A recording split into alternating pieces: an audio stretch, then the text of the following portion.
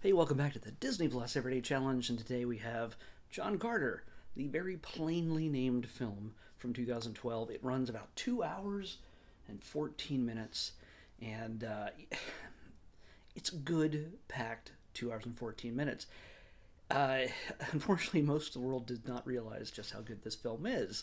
It There's lots of people who throw blame around as to how and why it failed, considering that the what makes this film great is technically in the DNA of every major blockbuster we've had in the 20th century. Um, this character, John Carter, first appeared in 1912 in a book called A Princess of Mars by Edgar Rice Burroughs. Now, he's considered one of the great fantasy science fiction writers uh, of the 20th century, and the things that he put into the story.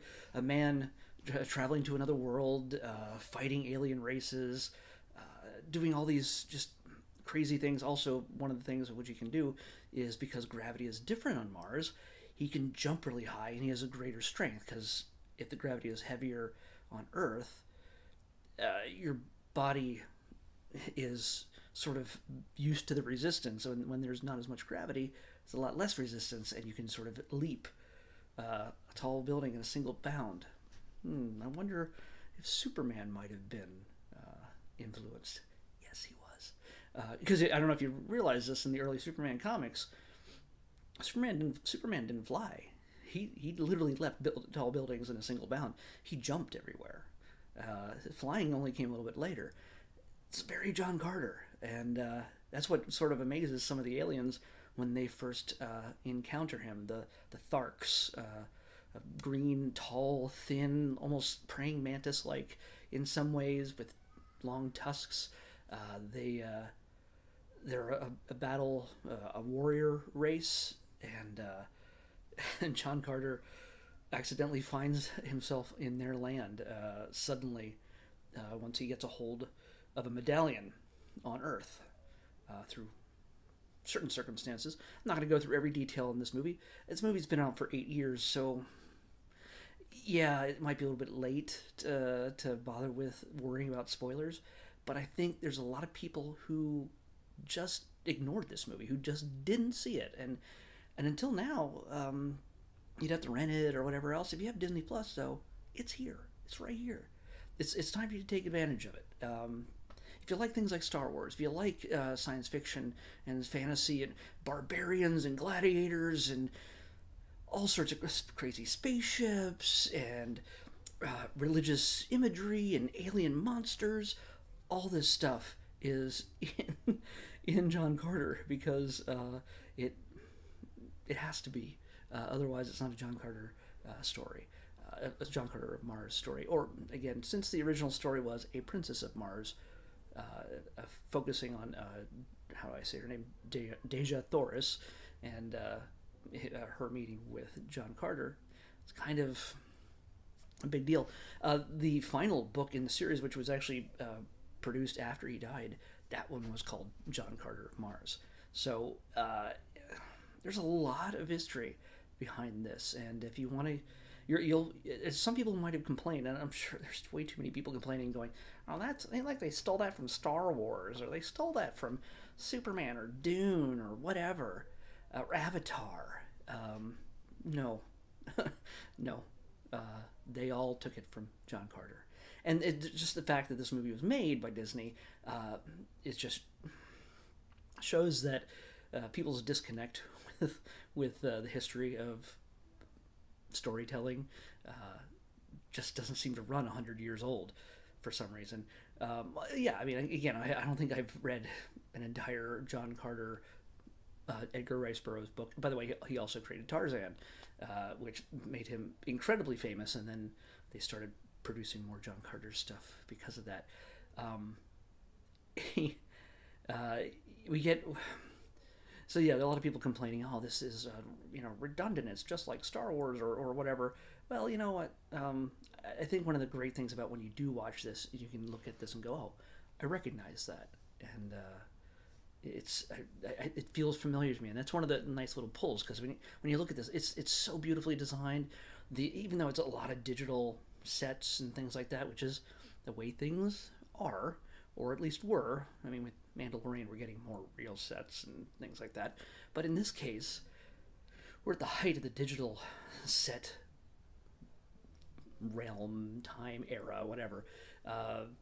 So yeah, you're gonna have a lot of that. But some of the cities on Mars are so beautifully rendered. The ships they're not just normal spaceships. They sort of retracting wings and things like that. And there's a certain set of laws and rules and morals and ways things are done on this planet that define each of the races and the creatures that populate this world. There's plenty of just alien kind of monsters. A great white ape. There's a big pudgy roly-poly dog-like creature that runs really fast and sort of hitches his little cart to John Carter, and they become pretty good friends. But there's like two warring human like people, and then there's why did I say them earlier? Why I said the name earlier and I've already forgotten it. Anyway, they all come into conflict, and John Carter is there to sort it out in a sense. Even though he's pretty much run from war for as long as he can remember. The movie starts out in the Old West in the 1881, I believe, or a little bit before that, maybe. No, after that. Either way, it takes place in the 1800s. Not soon after the Civil War ended, he was a Confederate soldier, and he's sort of I don't know if he abandoned his post, or at least he was just seen as a Confederate soldier, and he was being hunted down by the Union. And one of which, the captain or the leader of the men hunting him down, is played by Bryan Cranston from Breaking Bad and Malcolm in the Middle. So yeah, that's kind of cool. I forgot that he was in this movie. But our main stars are Taylor Kitsch, and Lynn Collins plays Deja Thoris.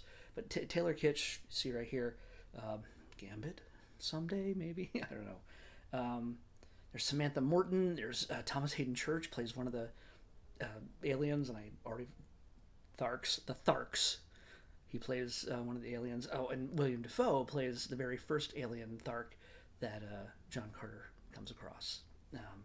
So yet it's unmistakable William Dafoe, even though he's a big green monster. Mark Strong plays a very important character. I'm not going to explain to who they are, but also James Purefoy, and Dominic West, both are in this. You may not recognize their names sometimes, unless you're a big movie buff, but you've seen their faces in a bunch of stuff. So when you see them, you're going to be like, I've seen that guy before, and he's good. So yeah, it's a great cast. It's a great setting. If you're looking for an action western romance with gladiatorial battles, spaceships, aliens, monsters, there's just so much to take into this, and it's not crammed in a sense. It's not overdone or overbaked and like, look at what we can do. We can throw all this crap together. It's not. It fits together beautifully, and the princess, yes, it's the damsel in distress, but I don't know if she was as much of she was a damsel in distress in the books. She's not so much of a damsel in this movie. She can take care of herself, but she's a bit strong-headed. So by the way, we should probably check that out. If you read the original Princess of Mars, was she strong-headed, and is she the template for Princess Leia? I'm going to tell you, I don't know. But either way, I don't have to tell you, I've said it enough times, that Star Wars has had a huge influence on Star Wars, amongst so many other things that influence Star Wars.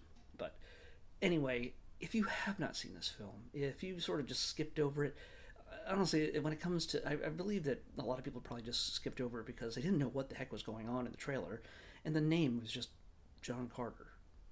Like, it sounds like he's an accountant or a youth pastor. It's just John Carter.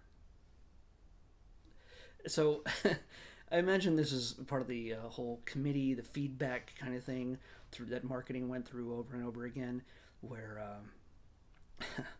they had to probably decide which title tracks best with audiences. Do we want it to be called A Princess of Mars, or John Carter of Mars, or just John Carter? And they probably went back and forth enough times that they just went with John Carter, which seemed the least offensive or scary or confusing to an audience they believe is stupid. So it's just the way a lot of Hollywood committees think when they start marketing a movie. They want to make sure they get as much money as possible. In this case, I think it bit them in the foot because it costs probably $250 million to make. I checked it out, and I usually don't care about the numbers on these things, but they came in at $30 million on opening weekend. All told, by the time it was all done with international sales and box office and everything else, it made its money back probably just barely, $284 million.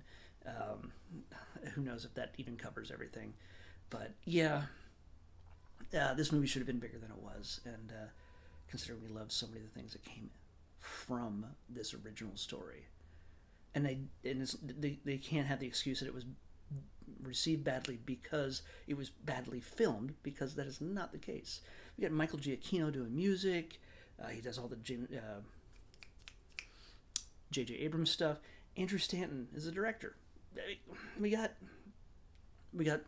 solid people doing this, and a great cast. So again, I've spent enough time saying this over and over again, but if you have not seen John Carter yet, it's time. So give it a shot.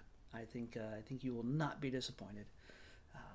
Let me check to make sure before I finish talking here that we're all set up with the selector here. Come on, baby. All right. I'm trying to think of... Oh, at the very end, they also give it... even though the movie's just called John Carter, the title does say John Carter of Mars at the very end. And also at the very end, they give a little tribute to Steve Jobs, who had just passed away prior to the release of the film, which we also saw at the end of Brave a couple weeks ago. Maybe it was less than that, but a couple weeks ago, Brave also did a Steve Jobs tribute, so he was a big influence, despite him being what some people think is just the Apple guy. Here we go. Let's pick tomorrow's episode. 158. 158. What do we got here?